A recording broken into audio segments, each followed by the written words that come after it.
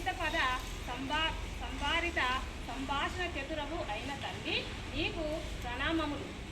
విజయయాత్ర సరంభరోత్సవ సమయంలో అసంఖ్యక ప్రజల గొంతుకలలో నివసించే జయ జయ జయ స్వనానివి శబ్దానివి నీవు.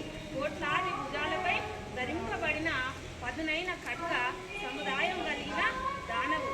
అధికాధిక బల సంపన్నురాలు అయిన ప్రచండ శక్తి స్వరూపిణివి అయిన నిన్ను అబల అని పేర్కొనడంలో ఔచిత్యం లేదు.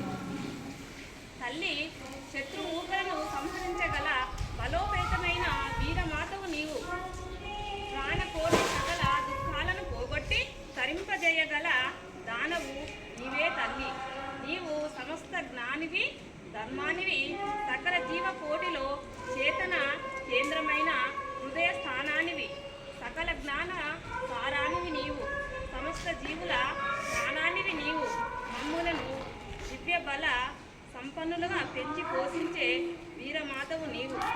అరవీర భయంకరమైన మా భుజాంతర్నిహితమై ఉన్న శక్తివి నీవే తల్లి. అమ్మ, మా అందరి హృదయాలలో జనించే భక్తి రూపానివి నీవే.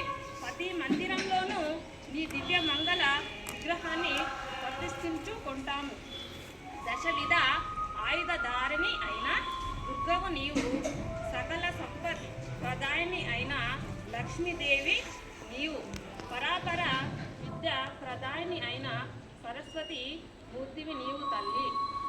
నీకు అభివాదములు. అనంతైశ్వర్య ప్రదాతవు, అనన్య సామాన్యురాలివి, పుణ్యజల పూర్ణవు, అన్నపూర్ణవు అయిన మాతృమూర్తి నీకు వందనములు. సస్యశామలవు, కళ వర్తనివి, మందస్మిత వదనార విందవు, సకల వరణ భూషితవు అయిన మాతృమూర్తి విశ్వజనని నీకు శతాధిక వందనములు, శత సహస్ర ప్రణామములు. ఇది వందే మాతరం.